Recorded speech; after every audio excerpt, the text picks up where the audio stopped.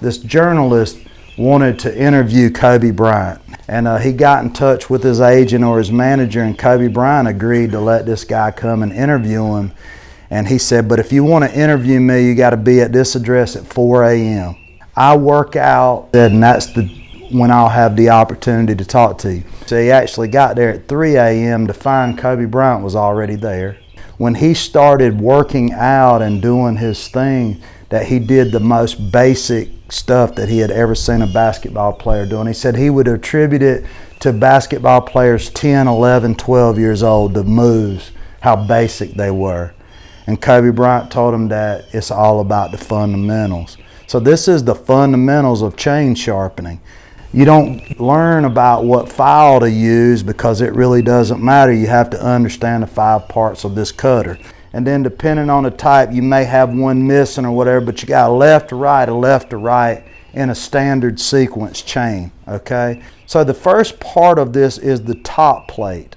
And this top plate right here is, 25 to 30 degrees. The interesting thing about it is you can look on the box and it'll tell you what that top plate angle is set from the manufacturer. So the top plate, as it comes in contact with the wood, if this angle forces this cutter to slightly tilt out. The right one on the other side, its angle forces it to slightly tilt in the other direction, creating a kerf, K-E-R-F, which is the cut that you actually see the chainsaw make. So when you look down and you've cut a piece of wood, that's actually what's creating that. The kerf needs to be slightly wider than the bar. It's just like a circular saw blade. If you look at a circular saw, it's got set. And that set of the teeth on it are creating the curve and allowing the body of the blade to pass through the cut freely. And I need to make the front side of this top plate angle match this line. The next part of the cutter is the side plate. And if you take a straight line from the point and bring it down to where the gullet starts, you'll see that makes like a 90-degree angle. On most chain types, that's what the side plate is going to be. And so the side plate does the toughest part of the cutter. It is severing the long fibers of the wood. If I've got a log that's lying down and I'm cross cutting it, this side plate is under the most stress. It's doing the most work, okay? So as I move around here, I've got an angle underneath. It's a chisel angle, right? So it's like a carpenter's chisel. It's set at 45-degree angle. And it's 45 because when you're using the round radius, a round file, the radius of that file is naturally giving you a 40-degree angle. So this is kind of built in.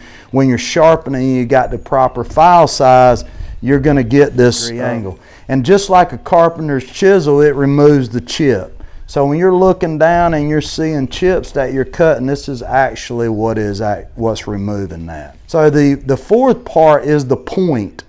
And the point, depending on the type of cutter, this is a representation of a semi-chisel chain. Could be called camphor chisel. There's a lot of different terms for it. Semi-chisel can be used on lower displacement saws. It retains its sharpness, pretty well. Put it in dirty conditions, it seems to perform well. It's easy to sharpen. It's got a lot of benefits as opposed to a full chisel chain, or what people call hardwood chain. None of them are resilient to dirt and things like that. They don't like dirt, but this is easy to get back sharp if it does get dull. So this would be a semi-chisel.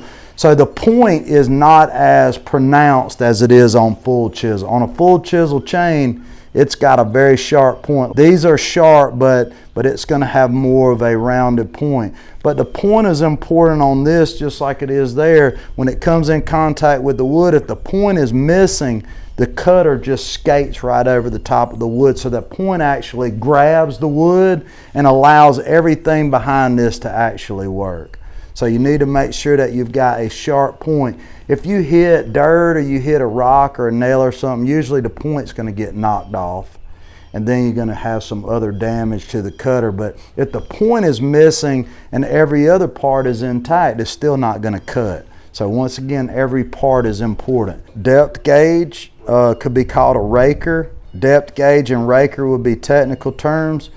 So this, if I look on that box, it will tell me that this is 25 thousandths of an inch, but it's 25 thousandths of an inch below the point. So this, the purpose of this is to determine how thick that chip is that I'm cutting. You know, I'm taking a chip, this chisel angle is removing it. This determines how thick that chip is. So this is usually where I see problems coming in. When people start saying, oh yeah, well, they don't know anything about making chain. I just take a flat file out of the box. I just hit that 3 times. And I'm like, 3 times? I said, how much did you take off of it? I was like, well, did you put the same amount of pressure on all 3 of those strokes and then the same amount of pressure on all?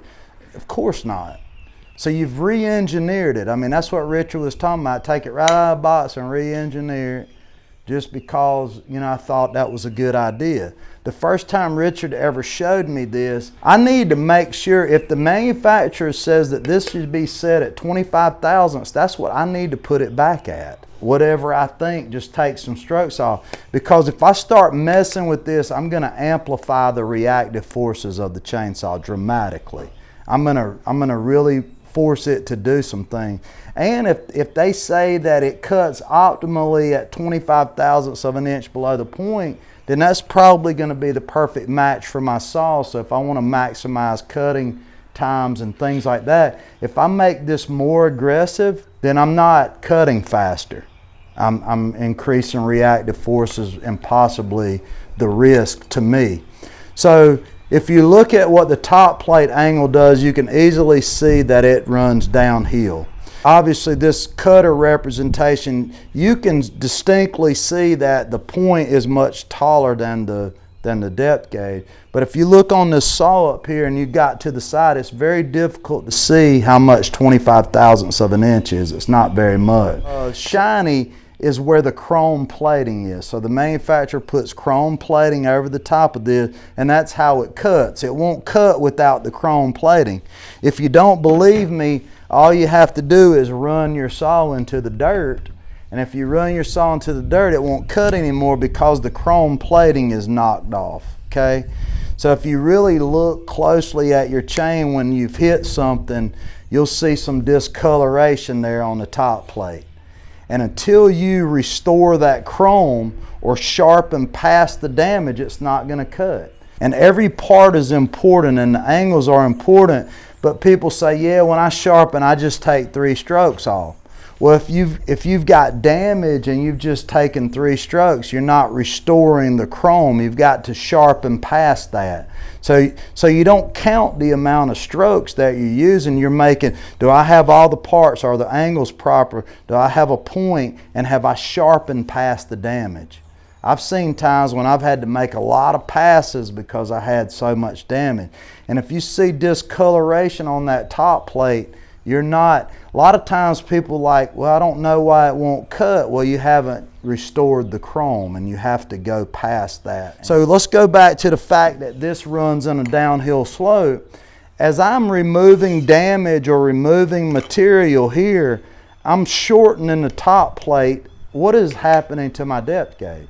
It gets higher, right? I'm raising it up. As I shorten my top plate, it does not take long with 25 thousandths for me to get the point and the depth gauge at the same height.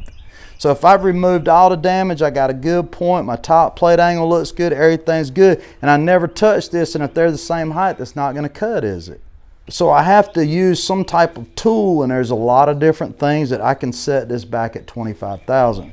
But if I just take strokes off of it because I know it needs to be, then I'm going the opposite direction of what I need to. So after Richard taught me these parts, he started saying it doesn't matter if I use this. His thing was, I just like a round file and a corn cob. That's what he used to say all the time. And I'd say, yeah, I find myself sometimes when I'm in my container over there, I'll just take a file without the handle on it if I've got it in a vise that's holding it. And I learned over the years that there's 1,001 sharpening devices, but it really doesn't matter if you understand these 5 parts. So Richard let me know that, you know, I use a variety of things to all accomplish the same thing. we go to shows, and Richard loved this tool. And Tim, you know, I've seen him use this tool a lot. With any of this, with this, which is designed to sharpen chain, so is this, so is a grinder, so is everything else. I need to get all the parts established, and then I need to go back and set the depth gauge. Well, this tool here, Richard showed me that it has a round file and a flat file, so it does both of those things at once. So as I'm sharpening, I am setting the depth gauge at 25 thousandths of an inch, provided I'm not putting so much pressure down. And so Richard would set up at a show. Like I told you, he was a salesman, and he wanted to sell things. So he had this, and he would show people, and at the end of his demonstration, he would pull this tool out and sharpen and show that once I'd set the depth gauge and everything, and all the damage is removed, and I have all the parts, and I can just move, and it makes it faster. And people were very interested in this. Well, one day we were up in Cornelia or somewhere, and Richard was, people would gather around, 15, 20 people, and his close ratio on these devices was almost 100%. At the end, they would say, where can I get one of those? And he'd hand them out and laugh and say, that's how you do it. And it was very effective. Well, there was one guy there, he was like, how do you change it over from left to right cutters? And Richard said, oh, it's easy. So you just take this and flip it straight over, make sure that arrow's facing away from you, and then you close that back, and now you can go to right cutters. And the guy was like, okay. He was like, so Richard kept showing him. And finally, he handed it to him. He said, you do it. And he literally couldn't figure it out. But Richard was just going to continue to tell him how to do it. Finally, the guy looked at him. He said, well, you set me one up for right-hand cutters and one up for left-hand cutters, and I'll buy both. And Richard said, yes, sir. So he set him one up. He set him two up, and the guy paid. Back then, they were like $20 a piece. And so the guy walked away, and I was like, Richard, that guy was slow. And he said, I don't know, son. He said, but that's sales 101. I said, what do you mean? He said, when a guy wants to buy something, you shut up and take his money.